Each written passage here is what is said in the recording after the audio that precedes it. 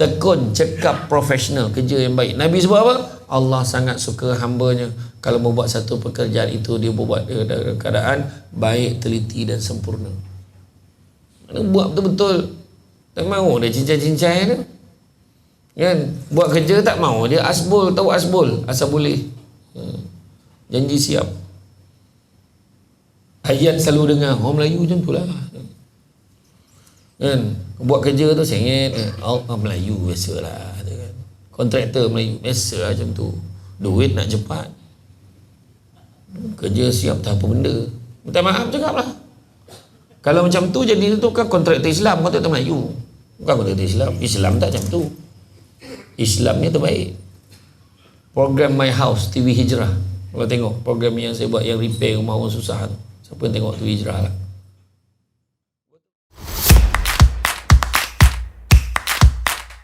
Musyrikun walau karihal muslimun. Subhanaka la ilma lana illa ma 'allamtana innaka antal alimul hakim. Rabbi shrah li sadri wa yassir li amri wahlul 'uqdatam min lisani yafqahu qawli. Alhamdulillah, syukur kepada Allah Subhanahu wa taala. Segala puji bagi Allah Tuhan sekalian alam. Salat dan salam ke atas junjungan besar Nabi Muhammad sallallahu alaihi wasallam. Terima kasih banyak ucapkan kepada Tuan Pengerusi bahagia, Tuan Imam, barisan imam, barisan jawatankuasa masjid, seluruhnya tuan-tuan dan puan-puan rahmati Allah sekalian. Alhamdulillah dapat kita bersama-sama pada hari Jumaat yang mulia ini dalam satu perkongsian tazkirah ilmu, yang mana Nabi sebut barang siapa yang mengikuti jalan-jalan ke majlis ilmu, maka Allah akan menganugerahkan kepadanya jalan-jalan ke syurga. Dan hari ini kita berkongsi tentang tajuk bekerja dalam mencari keredaan Allah Subhanahu wa taala. Mana kita tahu ya, kita ni ialah bertuah sekali dalam banyak-banyak nikmat. Nikmat Allah Taala bagi kita, salah satunya adalah nikmat agama. Berada dengan nikmat agama Islam lah.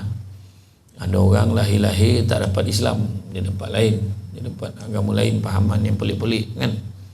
Tapi bila sampai satu tahap, bila mereka terbuka hatinya kepada Islam, mereka mensyukuri dengan sedalam-dalamnya kerana berpeluang untuk mendapat Islam dalam hidup dia, berbanding orang yang memang dapat Islam daripada kecil lah kan.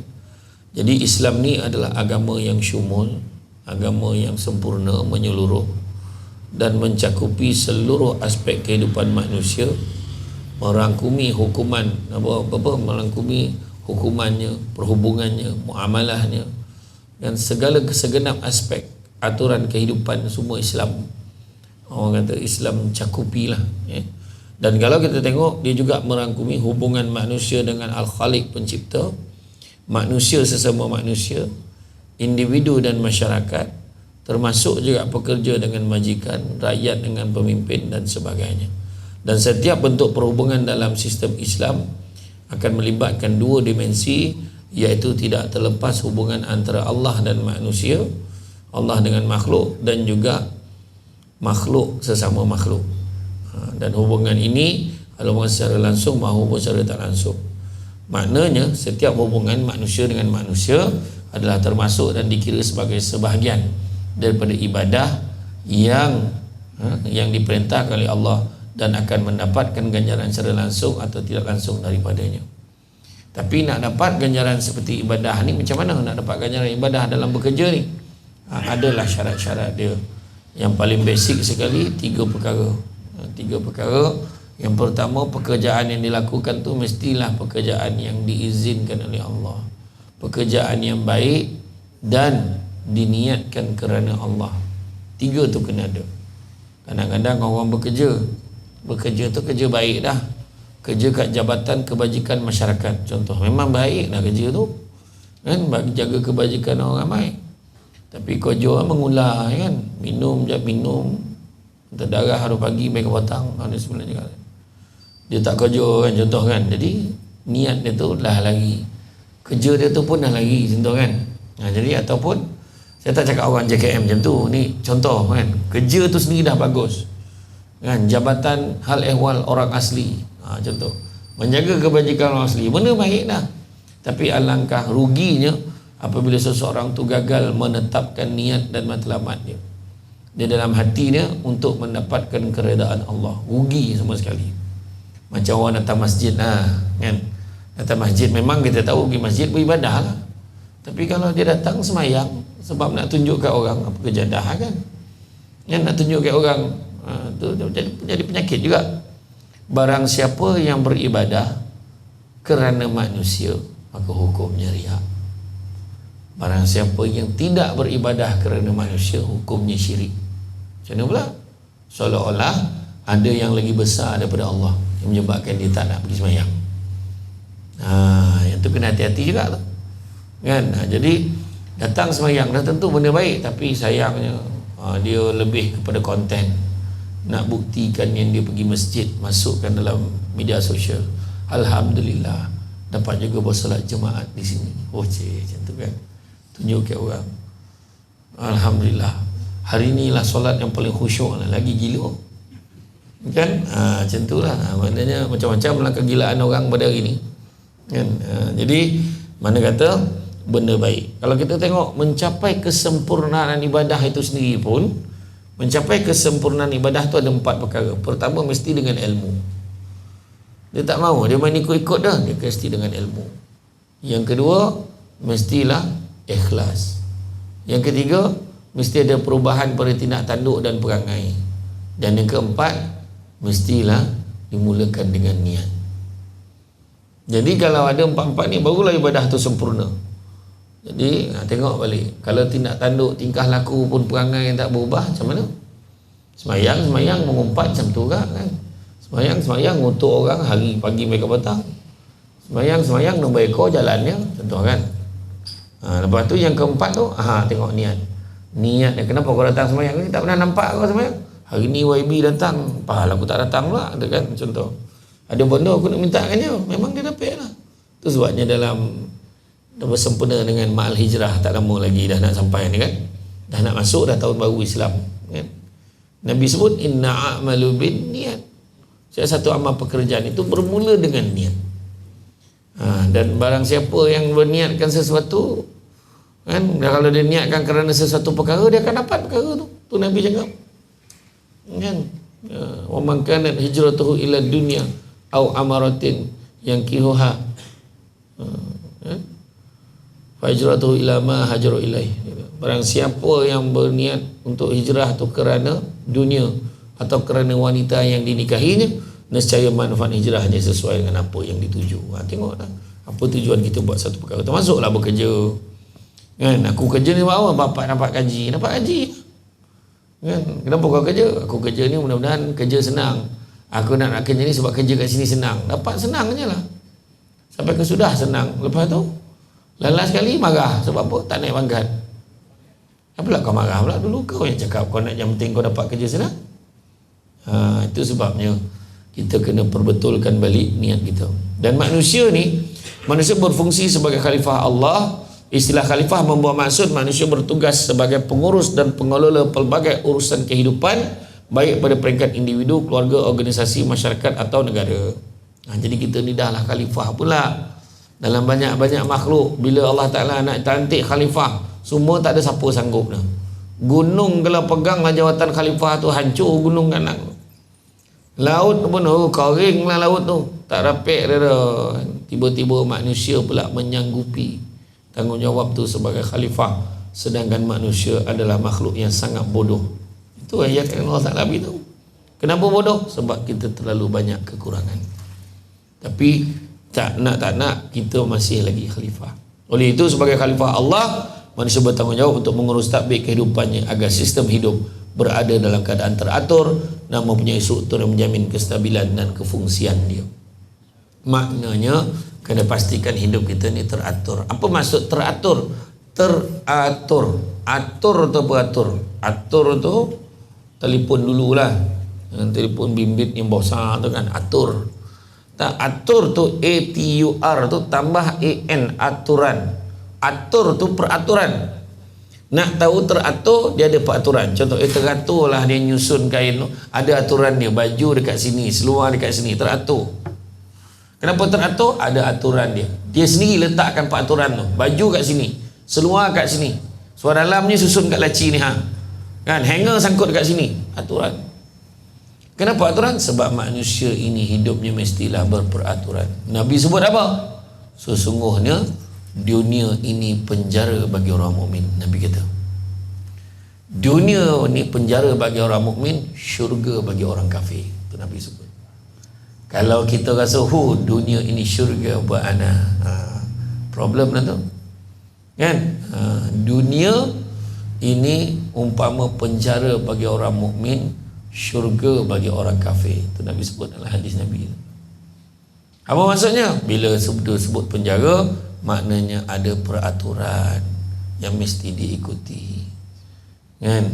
Bukan semua benda kita boleh buat, bukan semua benda kita boleh cakap, bukan semua tempat kita boleh pergi, bukan semua benda boleh makan, bukan semua benda boleh minum. Susah hidup macam tu, penjara macam tu lah kan. Kalau syurga kau talan lah apa kau nak talan kan. Syurga besok tak ada yang haram lah, semua boleh balun pada sepagi sampai petang, tak ada siapa pun buang air, tak ada, semua seronok time tu kan. Digambarkan syurga tu, kalau anda katalah orang tu masuk kan dalam syurga, dia akan nampak permaidani indah, dia akan nampak makanan segala jenis, air, minuman, arak, tak ada yang haram. Masa semua minuman halal, sungainya boleh diminum, berenang, cantik sekali suasananya, permaidani indah terbentang. Kemudian Allah Ta'ala perintahkan dalam kitab Mukasyafatul Qulub tamu itu, Allah perintahkan malaikat agar membuka tabir itu supaya mereka dapat melihat kepada wajah aku.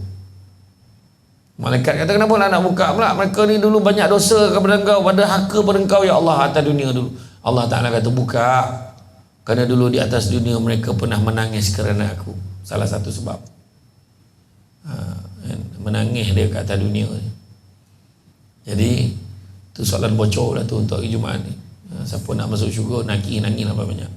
Bukan nangis sebab hilang motor, bukan nangis sebab hilang selipar, bukan nangis sebab hilang macam-macam lah, tapi biarlah nangis kerana Allah. Dan bila dibuka je tabir tu, semua manusia makhluk Allah ni yang nampak Allah terus sujud. Allah Ta'ala kata, wahai hambaku, bangkitlah, bangunlah, kerana sesungguhnya di sini bukan tempat beramal, di sini bukan tempat bersujud. Apakah kamu tidak redha kepada aku? Itu Allah Ta'ala tanya. Kemudian manusia ni menjawab, ya Allah, mana mungkin kami tidak rela kepada engkau, sedangkan kau telah memberikan kepada kami sesuatu tak pernah terlihat dari mata, tak pernah terdengar ke telinga, tak pernah terbayang ke hati. Jadi ayat-ayat awal, ayat-ayat yang Allah Ta'ala beritahu yang awal apa? Di sini bukan tempat beramal, di sini bukan tempat bersujud. Tak ada orang semayang kat syurga tu besok. Tak ada dengan tanya Zuhur dah masuk belum, tak ada kan. Hari ni hari apa? Semalam Jumaat tak ini, tak ada. Syurga tak ada. Syurga ni sesuka hati kita, yang Allah Ta'ala janjikan untuk kita, ukurannya atas dunia ni. Itu sebab ada peraturan. Ada peraturan sebab nak kejar syurga Allah. Sejahat-jahat manusia semua nak masuk syurga, tak ada siapa nak masuk neraka kan. Walaupun dia boleh menyanyi lagu lautan api sanggup kurenangi, dia katakan lautan api sanggup kurenangi, dia katakan minum air kopi pun bertiup cerita dengan berenang lautan api apa benda kan. Itulah cerita orang ni. Tapi hidup ada peraturan. Teringat Buya Hamka kata apa? Buya Hamka kata tentang peraturan, dia kata apa? Hidup kalau sekadar hidup, babi di hutan pun hidup, kata dia. Kerja kalau sekadar kerja, kera di hutan pun bekerja. Mana apa beza? Bezanya ada peraturan. Babi apa peraturannya? Disondol semua segala dia lunggah, benda boleh lunggah-lunggah, benda boleh dimakan, makan tahi, kotor tak kotor semua dia balun. Itulah babi kan. Yalah, sorry lah, orang sini sebut khinzir, kalau tak sebut terperanjat warna lah bunyi tu kan. Tapi betul lah, macam kau kan, kau suka hati dia lah, dia mengawan dengan siapa suka hati dia lah, dia tak ada peraturan. Tapi kita ni manusia ada peraturan kan. Itulah pada siapa yang mengkaji kan, yang mengkaji. Ada berapa ramai dah orang-orang yang pendeta rahib di barat, dia mengkaji Quran. Dia kaji Quran sudah masuk Islam. Macam mana? Kan? Tak payah beritahu, dah baca, dah kaji. Makin dia cari, makin dia tak tahu. Makin dia cari, makin banyak dia tak tahu. Betul lah cerita dia. Jadi tuan-tuan, kalau kita tengok lah kan, macam mana orang boleh hafal Quran, macam mana orang boleh faham isi dengan Quran. Kita heran tuan-tuan. Imam Syafi'i khatam Quran 3 kali sehari. Kita setahun berapa kali ya. Itu pun kena ajakkan kawan ramai-ramai. Tadarus pun dapat khatam tahun tu. Kan? Buat majlis beria, alhamdulillah dapat kita khatam tahun ni. Puan doh kan. Tak salah. Bukan kata mempertikaikan kan. Tapi maknanya macam mana boleh dapat tu peraturan. Kan? Peraturan. Jadi itu sebabnya prinsip asas yang diajar oleh Islam untuk jamin kestabilan, keselamatan, kesihatan, seterusnya kefungsian sama ada bagi manusia, iaitu pekerja atau makhluk lain terhadap pelakuan dan tindakan manusia, hendaklah berteraskan prinsip keadilan, kebenaran dan terarah menuju kepada penciptanya, yakni Allah Subhanahu Wa Taala. Jadi kena jaga dalam bekerja. Nak kerja kadang-kadang kerja tu tak glamour kan. Kerja tu tak glamour tapi niatnya kerana Allah. Kerja tu glamour, tak niat kerana Allah, rugi juga kan. Contohnya kerja jadi polis, kerja jadi askar, borek kerja tu kan, borek. Ataupun orang sini, orang Perak sebut heavy, berat lah, berat. Borek tak faham kan, berat kan. Jadi memang betul tanggungjawab dia besar. Polis kan gaji berapa ringgit mana, kesian tengok kan. Masa PKP tu polis paling teruk sekali. Yang kita tahu dengan pengumuman yang diumumkan bahawa PKP dilanjutkan, orang tu mengumum pandai lah kan. Yang menanggung kan kesian polis tu dengan panih torik. Bukan semua dapat tempat hidup, bukan semua orang blok dapat tempat hidup kan. Ada sekali tu dulu waktu PKP tu saya lalu kesian saya tengok polis tu. Berapa ramai yang bertugas ni bang? Ada 8 ustaz, 8. Ada masa tu ada 4 orang, 4 orang. Yang lain lah. Jumpa lagi ya, saya pun pergi beli barang. Saya bungkus nasi ayam untuk 4 orang tu. Balik pada Romlok dan 6 orang pula. Sudah kata kan. Dia kata tak apalah, kongsi-kongsi lah ya. Tak tahu pula bertambah baru tukar shift kan. Yalah. Kesian. Kan tu belum cerita lagi yang petugas-petugas frontliner yang lain kan. Tapi antaranya lah kerja macam askar, tahu juga kerja kan dengan disiplin dia kan, dan sebagainya.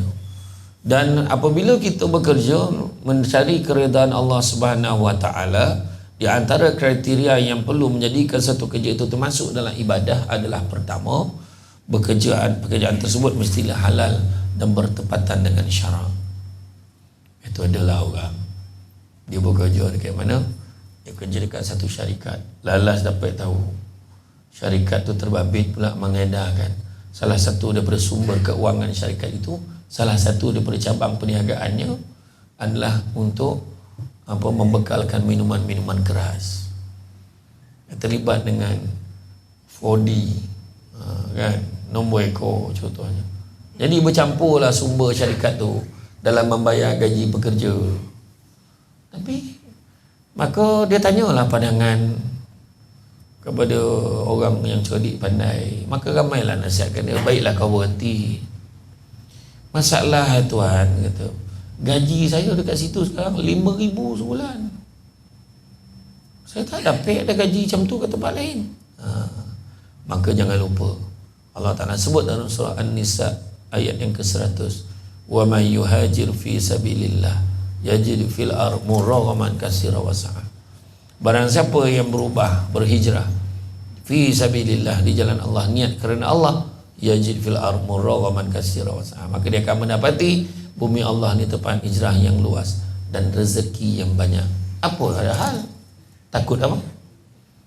Kan yakin ke tak dengan rezeki Allah? Tu soalan dia.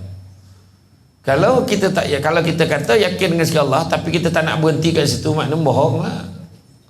Maknanya kita yakin dengan manusia, kita yakin tak ada manusia lain di luar sana yang Allah akan gerakkan hatinya untuk bagi gaji kat kita yang lebih baik lagi. Kadang-kadang jangan kita terpedaya dengan angka. Gajinya memang banyak, tapi keberkatannya tak ada. Kan? Rupanya benda semua tak cukup, semua tak sihat, ada je kekangan-kekangan. Contohlah kan. Jadi kita risau sangat. Rezeki ni semua kita tahu. Bila tanya semua orang, rezeki daripada siapa? Daripada Allah. Kan main lagi kan? Rezeki daripada Allah. Bila sebut rezeki daripada Allah, 3 perkara. Punca daripada Allah. Punca tu Allah Ta'ala akan tentukan daripada mana datang kan? Air citra, air sinar, tiba-tiba dapat. Tiba-tiba ada orang hantar wang pos ke rumah, bayar hutang, tapi dia tak nak sebut nama dia siapa. Kita pun tak tahu siapa dia, dia malu nak sebut, tapi dia pulang balik dalam bentuk wang pos 10,000. Macam mana kita tahu? Tiba-tiba ada orang datang, ni ada duit tanah gitu, dah bagi-bagi, nama kau pun ada sebagai penerima. Ya kau? Mana kita tahu? Kan? Macam pergi haji, pergi umrah, tiba-tiba ada anak saudara sponsor. Mana kita tahu? Kan? Itu puncanya Allah Ta'ala tentukan. Kedua, berapa banyak Allah tentukan. Jangan petikai sikit sangat. Dengar kau dapat bonus, adalah sikit. Marah malaikat mencatat, dah banyak sikit cakap ni. Yang seorang tu bagi tahu, mana ada? Lagi tahu, tak ada katanya. Dah ada kata tak ada. Nampak tak? Jadi Allah tentukan sikit banyak, Allah tentukan. Dan yang ketiga, Allah tentukan bila kita dapat rezeki tu. Jadi janganlah petikai lambat. Ada satu hamba Allah, dia dapat pergi haji, tapi masa mula-mula tu dia masuk dalam senarai simpanan. Pihak tabung haji dah maklum kat dia, bersedia ya pakcik, makcik ya, makcik masuk dalam senarai simpanan. Mungkin bila-bila je dia akan panggil. Tunggu tak panggil, tunggu tak panggil. Akhirnya KT yang penghujung, orang dah mula balik, KT yang penghujung baru nama dia ada, terlepas daripada mulut dia. Lambat sangat, baik tak payah pergi, ayat dia terkeluar daripada mulut dia, baik tak payah pergi. Lepas tu isteri dia marah, abang ni tak baik tau cakap macam tu. Dan apa Allah Ta'ala balas kat dia tunai. Sampai ke tanah suci, pergi, dia jejak air kaki, tumbang, koma. Ini cerita betul. Koma, tak sadar, berpapah bawa balik. Duduk dekat dalam apa, wheelchair tu duduk, tolak buatkan mana yang boleh, syarat dia. Lepas tu bawa masuk dalam flight, hantar balik. Dan beberapa hari hantar balik, sampai je dekat airport, petugas tabung haji kata kita hantar ke hospital. Kata tak. Isteri dia macam faham lah, isteri dia terasa benda ni bukan tu, hantar balik rumah kata. Sampai rumah elok, jaga dia. Ni bukan kata cerita apa dalam mustika ni, tak ada. Ini cerita betul ni, reality kan? Saya kenal orang tu. Nak kata apa tu sebabnya main rezeki Allah bagi lambat, kena terima. Lambat tepat, lambat ke cepat ke kan? Allah tentukan bila. Kadang-kadang orang tu dia tak merasa bawa motor besar. Pasal nak pada dulu nak motor besar tak dapat. Dah cucu 18 baru dapat motor besar tu. Anak-anak kumpul duit bagi, bah ni abah nak sangat motor ni dapat. Betul tak? Nak kata apa, rezeki Allah bagi. Dapat tak? Dapat. Nak kata apa? Kan? Macam tu lah. Pekerjaan mestilah halal dan bertepatan dengan syarat. Kedua, pekerjaan tersebut dikerjakan dengan niat dan ikhlas untuk mencari keredaan Allah. Itu penting. Tak kisahlah kerja apa pun. Saya kerja biasa je Ustaz. Saya kerja pembantu tadbir je. N17 dulu, sekarang N19 kan, kerja kerajaan dulu N17 kan. Ada seorang staff saya dulu, masa saya kerja dulu, staff saya dulu, nama dia Cik Aziz bin Mat John. Memang nama sebenar, bukan nama sebenar, memang nama dia. Pernah dulu saya tertinggal barang kat pejabat. Saya balik saya singgah kat pejabat tu, tengok pukul 9 malam, 9 lebih malam saya singgah nak ambil barang kat pejabat. Tengok pejabat terang lagi. Tengok Cik Aziz tadi lah, tengah buka-buka file, tengah buat kerja. Saya pun tegur dia. Wah Cik Aziz, saya kata, Cik Aziz tak balik lagi. Saya memang bos, saya kata. Saya memang kalau tak ada apa-apa, saya memang overtime lah. Kalau setiap minggu saya akan overtime hari-hari. 2 tahun ni sebelum saya pencen, kalau saya tak ada apa-apa, memang saya overtime hari-hari sampai pukul 10 malam. Woi, saya kata banyaklah duit Cik Aziz. Tak adalah, sebab saya 2 tahun ni daripada pukul 5 lebih saya akan overtime sampai pukul 10 malam dan saya tak claim. Apa sah? Saya tak tahu macam mana cara saya nak balas balik. Sebab tempat kerja saya ni, alhamdulillah, anak saya semua lepas, dapat belajar, dapat kerja. Loan rumah saya, loan kereta saya, semua sebab kerja kat sini. Saya tak tahu nak bayar balik macam mana, dan mungkin dengan cara ni saya boleh cover balik lah mana yang terkurang yang saya kerja dulu. Mudah-mudahan. Bayangkan tu, buat overtime sampai ke 10 malam tapi tak claim. Kan? Yang hari ni tak buat tapi claim. Yang ramai itulah, bukan orang sini lah. Saya dah check dah, sini tak ada tempat lain. Kan? Jadi mana kata, bayangkan nak cari orang tu ikhlas, saya kata, mencari keredaan Allah Subhanahu Wa Taala. Ketiga, pekerjaan tersebut dilaksanakan dengan tekun, cekap dan profesional serta penuh ihsan. Tekun, cekap, profesional, kerja yang baik. Nabi sebut apa? Allah sangat suka hambanya kalau membuat satu pekerjaan itu dia buat dalam keadaan baik, teliti dan sempurna. Mana buat betul-betul. Tak mahu dia cincai-cincai tu. Kan? Buat kerja tak mahu dia asbol, tahu asbol, asal boleh. Janji siap. Ayat selalu dengar orang Melayu macam tu lah. Kan? Buat kerja tu sengit, orang Melayu biasalah. Kan? Kontraktor Melayu biasa macam tu. Duit nak cepat. Kerja siap tak apa benda. Minta maaf cakap lah. Kalau macam tu jadi tu kan kontraktor Islam, kontraktor Melayu. Bukan kontraktor Islam. Islam tak macam tu. Islamnya terbaik. Program My House TV Hijrah. Kalau tengok program yang saya buat yang repair rumah orang susah tu. Siapa yang tengok tu Hijrah lah. Betul-betul kontraktor Perak je yang bagus je yang cap. Perak dengan Terengganu satu lagi.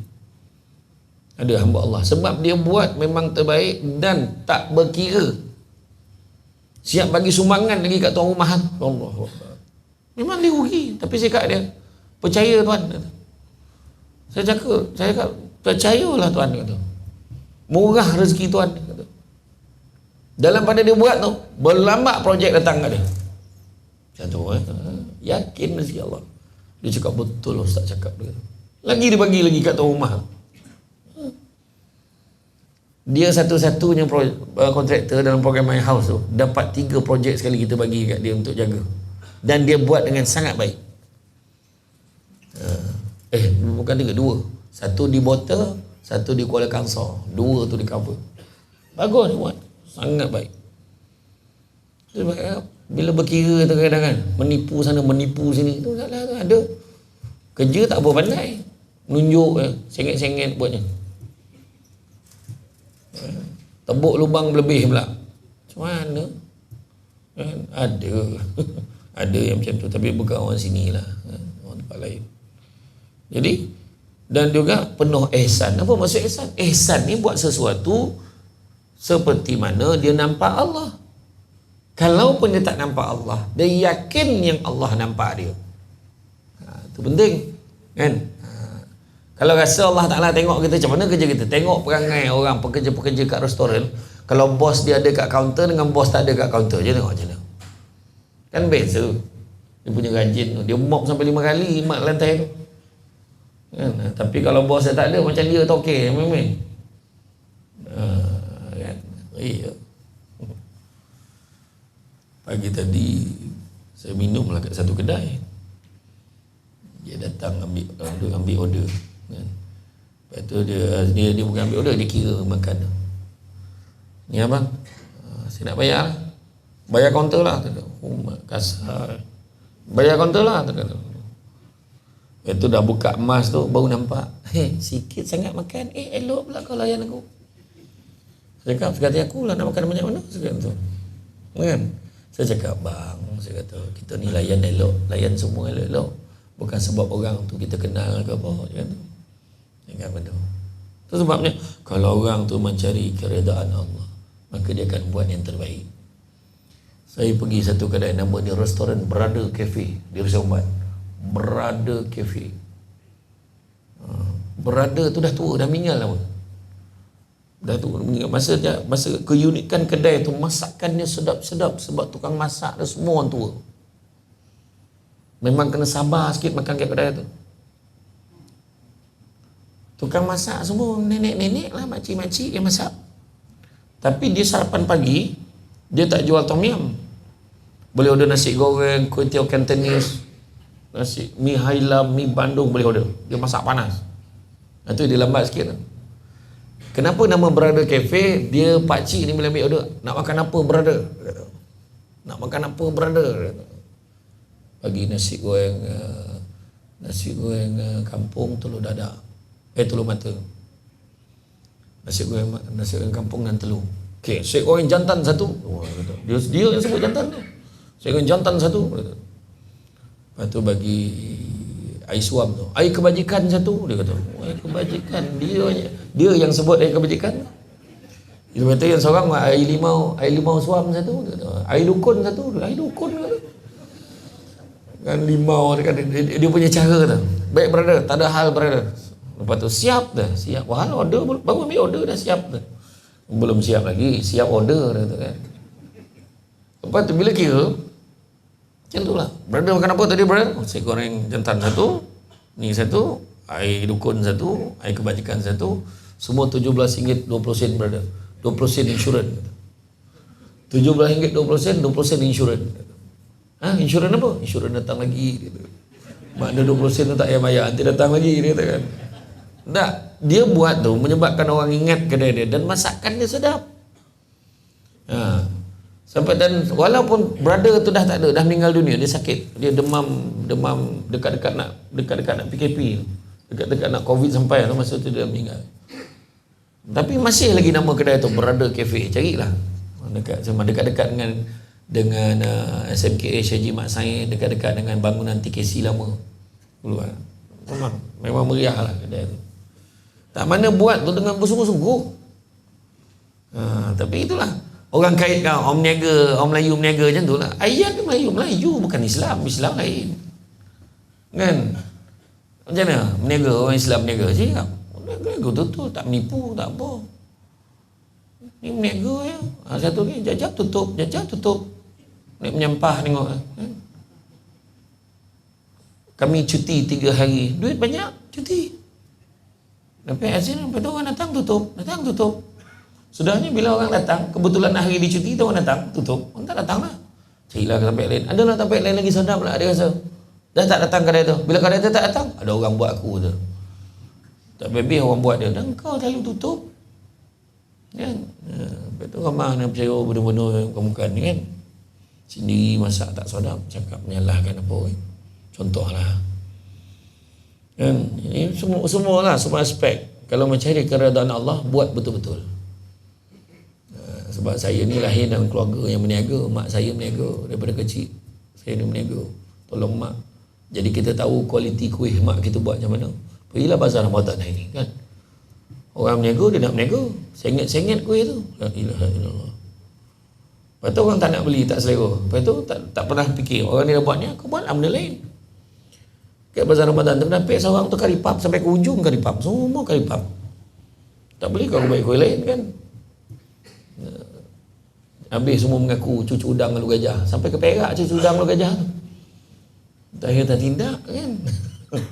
Kan Char-Kway-Teow Penang kan, Char-Kway-Teow Penang kan, dia kata mengaku kan. Lepas tu makan, ya Allah, melantun kau orang. Kau orang macam batu kau kan, macam gotah kan. Macam mana Samsul Bat ni dia gambar cerita mengulas bab makanan ni kan? Tapi ni contoh lah, bekerja datang lambat, kerja tak siap, biasa.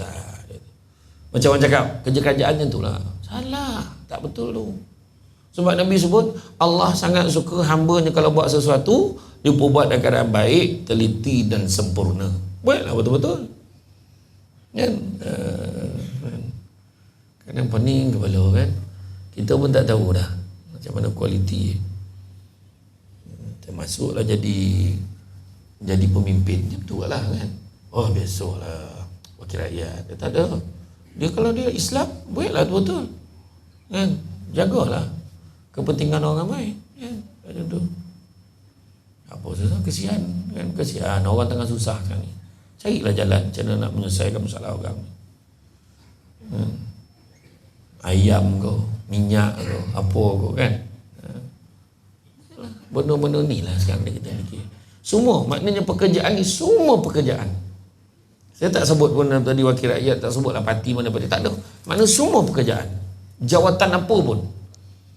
Termasuk jadi pegawai pejabat agama kau kan. Jadi pegawai, pejabat daerah kau. Semua anda tanggungjawab buat yang terbaik.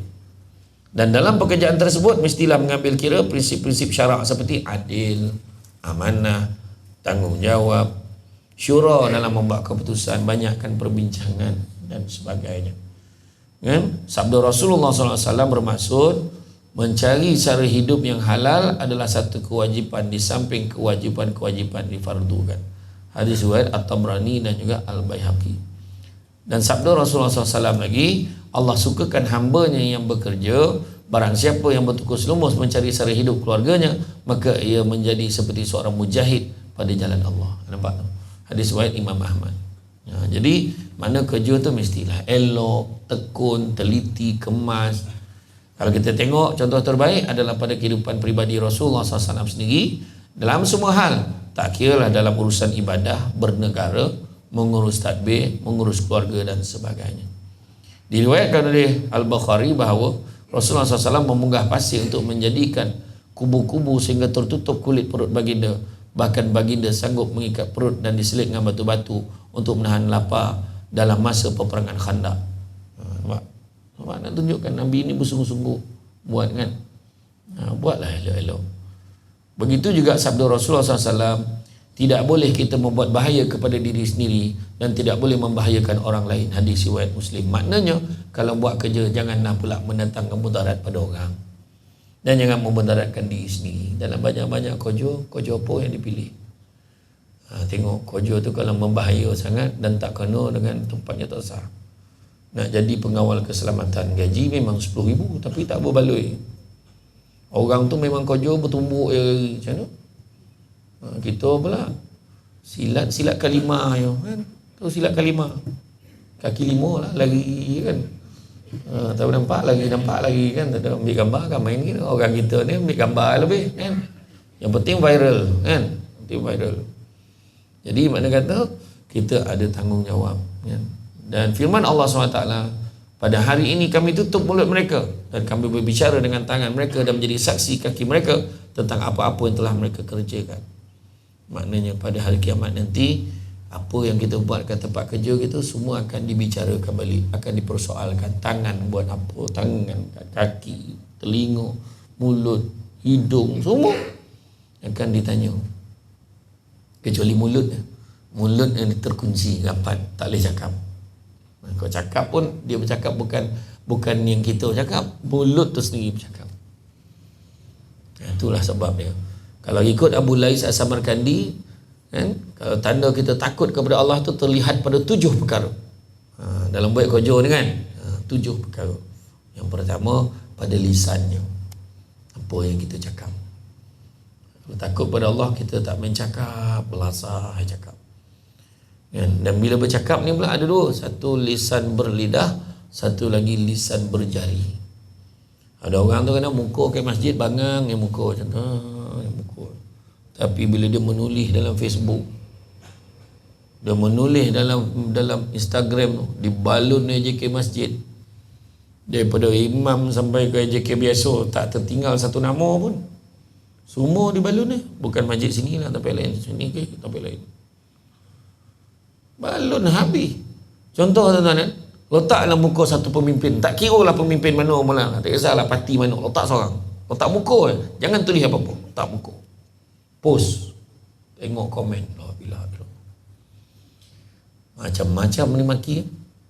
Kalau kepala bapak semua pula ya. Lepas tu imam pun komen, imam baik, tulislah cubalah gunakan bahasa yang baik. Sesungguhnya di dalam Islam mengajar kita tentang adab dan akhlak. Lepas tu dia jawab balik, kau pun sama. Dah aku nak balun sampai maghrib kau nak. Nak bagi tahu itulah dia media sosial. Kan? Nak bagi tahu apa? Dan masalahnya yang mengutuk ni bukannya orang yang bukan Islam. Orang Melayu beragama Islam. Langsung tak ada adab akhlak, tak ada. Itu saya kata tadi. Kan? Itu sebab ulama terdahulu secara majoritinya menyimpulkan apa yang kita tulis itu dinisbahkan sebagai apa yang kita cakap. Apa yang kita tulis tu jangan ingat aku tak dah cakap, dia tulis tu cakap. Menurut kajian, seseorang yang dilahirkan, seorang manusia dilahirkan, anggota yang paling lewat sekali berfungsi adalah lidahnya. Tetapi apabila dikebumikan, anggota yang paling awal sekali yang akan hancur adalah lidahnya. Mana tanggungjawab borek tu berat. Aku tak faham borek. Tanggungjawab borek kat lidah tu. Jangan bercakap yang bukan-bukan. Sekarang ni dia kata apabila imam membacakan khatib membacakan khutbahnya, janganlah kamu bercakap-cakap, katakan. Walau berkata diam sekalipun, maka habislah, maka hilanglah pahala Jumaatnya, katakan. Cakap itu. WhatsApp, aku tak cakap WhatsApp. Yang katna tu semayang nak minum katna. Dah bincang habis kan. Itu sebab hati-hati, hati-hati. Jadi makna kata tu pertama lidah dia. Yang kedua apa? Yang kedua mata dia. Mata tengok yang baik-baik. Tengok suami baik, tengok isteri baik. Tengok pasangan kita baiklah. Isteri tengok suami, suami tengok isteri baiklah. Yang penting pastikan tengok suami dan isteri sendiri. Kan tengok bini orang tak dapat pahala. Pandang Kaabah dapat pahala, baca Quran, pandang Quran dapat pahala. Yang ketiga, terlihat pada takut pada Allah ni terlihat pada lepas lidah, lepas mata. Yang ketiga apa? Pada hati dia. Hatinya tidak tamak, hatinya tidak sombong, hatinya tidak dengki. Dengki bahasa Melayu, bahasa Arabnya hasad. Punya teruknya di Malaysia ni dua-dua pakai. Hasad, dengki. Tak puas hati dengan orang saja. Orang ni jadi imam salah, orang tu jadi imam salah. Dia yang jadi imam boleh, contohlah kan. Orang ni jadi ketua kampung salah, orang ni ketua kampung salah, dia jadi ketua kampung baru okey. Dulu pernahlah berlaku dekat sebuah negeri dalam Malaysia, saya tak nak sebut negeri mana. Yang mana imam yang tua-tua tu, yang mana yang dah bacaannya dah tak jelas tu, dinasihatkan supaya lepaskan jawatan tu bagi pada imam-imam yang muda. Maka imam pun setujulah, yalah bagilah yang muda. Tiba-tiba Jumaat tu bentang belanjawan, Perdana Menteri umumkan allowance imam dinaikkan. Dia minta balik surat tu, tak jadi. Tak jadi, dia lepas jawatan dia. Tapi ni cerita negeri lain, bukan Perak, bukan. Tapi nak cerita kan, kadang-kadang kita kena tengok balik. Tengok balik. Kadang sombong, dengki ni buat apa? Semua sementara. Dalam hidup kita di dunia ni sementara je. Apatah lagi yang ada dalam dunia. Dunia sementara sifatnya, apatah lagi yang ada dalam dunia. Kan? Kereta sementara. Berapa lama kereta baru? 2 bulan orang boring dah tengok kereta tu. Fuh, motor baru nampak seminggu lepas tu dah tak peduli lah, nantak kau lah.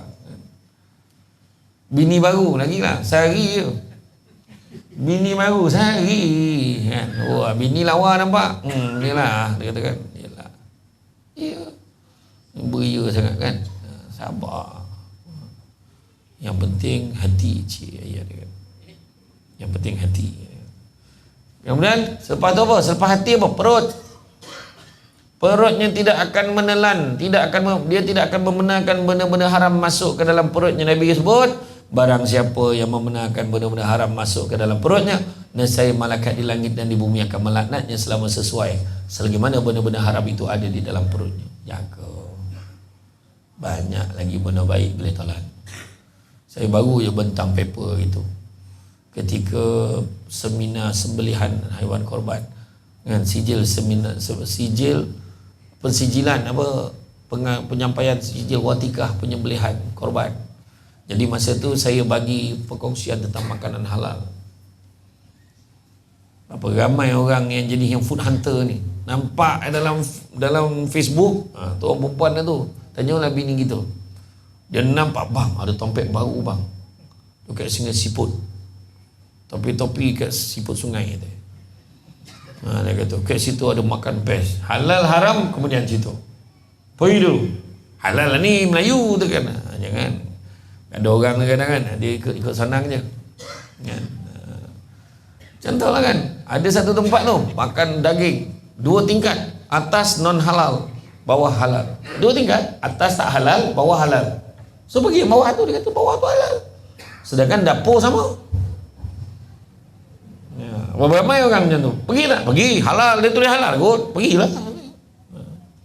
Saya kena dekat Penang, saya ceramah dekat sekolah apa nama Bukit Gelugok, Gelugok tu lah kan? Sungai Gelugok dah, tapi bukan kat sekolah tu lah, tapi saya duduk dekat hotel. Ada satu hotel tu, sebelah hotel tu ada restoran mamak.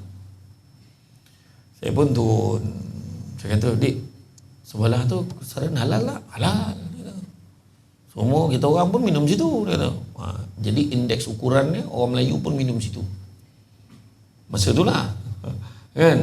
Kita orang semua minum situ, halal lah tu. Kita pun pergilah. Saya mula-mula nak makan, tergagak nak makan mi goreng mamak, tapi minum je lah. Saya pun minum, saya order air minuman. Waktu nak bayar, saya nampak, bismillahirrahmanirrahim, ada frame bismillah, siap ada assalamualaikum dalam tu. Ada ayat 1000 dinar pun dalam tu. Kan? Masa nak bayar, menyalur patung buncit tu kat kaunter. Patung buncit tu berasap. Kan? Dah. Nak terkeluar beli air. Kan? Sendiri pernah kena kan? Jadi takkan tak faham lagi. Itulah orang kita kan. Cari betul-betul, tengok betul-betul. Betul tak lah. Ada satu restoran saya makan dekat Mid Valley. Dia memang sedap lah, dia punya daging tu saya tak nak sebut lah kan. Tapi saya tanya, confirm ke halal ni? Sebab ada orang cakap tak halal sini. Saya tanya tu, keluar tukang masak, dia bawa sijil tu, tunjuk, okey, boleh masuk. Tak, itu tanggungjawab kita, wajib. Ya ayyuhallazina amanu, wahai orang beriman, bertebaranlah atas muka bumi Allah dan carilah rezeki yang halal. Maknanya wajib cari yang halal. Dia kan main belasah tu. Itu sebab pergi pasar tani kan, pergi pasar tani beli ikan semilang. Orang negeri Sembilan ni ikan keli pun dia panggil semilang. Jadi orang Perak ikan keli lah. Tanya dia, siapa bela ni? Tanya, siapa bela? Tanya siapa bela? Siapa bela? Siapa bola dia tak faham. Kat Perak siapa bela kan? Siapa bela ni yuk? Kata kan? Dia kata insya-Allah Melayu. Kalau dia bohong dia tanggung lah. Sebab kita nak cari yang halal. Sebab kalau orang Melayu Islam, kebiasaan yang ada ilmu ni, dia akan tahu makanan apa nak bagi. Dia bagi nasi, dia bagi sayur, dia bagi apa, jangan main-main. Ikan keli makan semua tu. Yang satu pihak lagi tu, yang penting copek gomok, copek basah akan tu. Apa dia bagi? Dia macam-macam lah bagi. Isi perut daging bab 1 pun dia bagi. Kan? Bab 1, tahu bab 1. Tahu-tahulah kan. Tak tahu tanyalah kawan sebelah. Tentulah. Kemudian lepas jaga perut, begitu juga Nabi pesan, carilah rezeki yang halal, sungguhnya yang halal itu cukup buat kamu. Bagi menyokong tajuk kita hari ini, bekerja mencari keredaan Allah. Seterusnya, yang kelima, jaga apa? Jaga tangan. Tangan kita buat benda-benda baik. hari Jumaat ya kan. Dah tahu hari Jumaat memang tabung wajib lalu. Kan? Janganlah baik-baik lolap lah kan. Masa tu lah Leno dia dah tidur siap dongeng bunyi. Ada sebab pihak JK Masjid tak letak minyak dekat tayar tabung tu. Oh tabung dia tahu tabung lalu dah kan. Macam tu lah. Masukkanlah tabung, duit dalam tabung kan. Contoh. Dan begitu juga kan? Tangan kita ni membantu mereka yang susah. Khairun nas anfa'uhum linnas. Sebaik manusia memberi manfaat pada orang lain. Yang keenam, terlihat pada langkah kakinya. Melangkahlah ke tempat-tempat yang baik. Siapa yang datang awal hari ni, hari Jumaat, dapat tengok Samsul debat dekat-dekat, duduk di depan kan? Dah biasa datang lambat, pisang pun habis kan? Datang semayang, pisang tak ada, habis sikit sangat dalam tak. Kau datang lambat. Tahu tak tadi sebenarnya tadi bukan hanya pisang, anggur, fruit seedless grape mana ada tadi tu. Yang datang lambat tak dapat lah. Yang datang awal tadi nasi Arab pun ada tadi. Kan, makan dengan Samsul debat kat situ lah tadi kan. Contohlah kan. Jadi mana kata langkah kaki tempat-tempat yang baik. Macam contoh besok hari Sabtu Ahad kan tengah musim mengawan ni, kena kahwin, musim mengawan tu kan. Baik tak pergi kena kahwin? Baik, walimatul urus. Kita nak tahu silaturahim, pergi. Bawa pula duit, lagi tambah pahala kan. Yang best tu, tuan rumah tu siap tempah seluar tu, poket dia labuh sampai ke lutut. Senang bagi masuk zoom sampai ke lutut kan. Dahsyat betul. Tak kisah sumbang. Dan itu terbalik pula kita. Pergi rumah dia tu, kita nak bagi berapa duit, bincang dengan bini kan. Dia orang kaya, takkan kita bagi RM1, kena bagi lebih. Kan bangang tu. Dia ada kaya, kau bagilah RM1.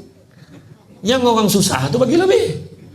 Aduh, pengsan betul lah mikir orang logik orang Melayu ni lah. Paning kepala kan. Dah nampak dia tu susah, kahwin pun simple-simple lah. Bagi RM100 tu masuk dah. Jangan belum-belum kau jangan sodak kau tu belum dah masuk tu. 125 kan. Jadi dan yang terakhir sekali jagalah ketaatan kepada Allah dan Rasul. Cukup 7. Bukan saya saja habis kan tu, memang cukup 7. Jaga ketaatan kepada Allah dan Rasul. Jadi tuan-tuan dan puan-puan sekalian, yang penting kita bekerja niat mencari keredaan Allah Subhanahu wa taala. Kan? Dalam bab bekerja ni ayat terakhirnya nak bagi tahu ramai orang muda dengan sehat mencari duit, dan orang tua pula dengan duit mencari sehat. Faham tak? Yang muda dengan sehat mencari duit, yang tua dengan duit mencari sehat. Tapi itu aturan kehidupan. Redha ialah sabar, syukur, tawakal, redha, ikhlas, selamat dunia akhirat. Nak hurai 5 ni kena panggil kuliah maghrib. Mana kena panggil lagi ni, confirm lah ni jadi macam tu ialah tuan-tuan dan puan-puan. Itu saja daripada saya. Sungguh yang baik itu datang dari Allah SWT. Menurut kurang itu macam kelemahan saya sebagai manusia biasa. Sekian. Assalamualaikum warahmatullahi wabarakatuh.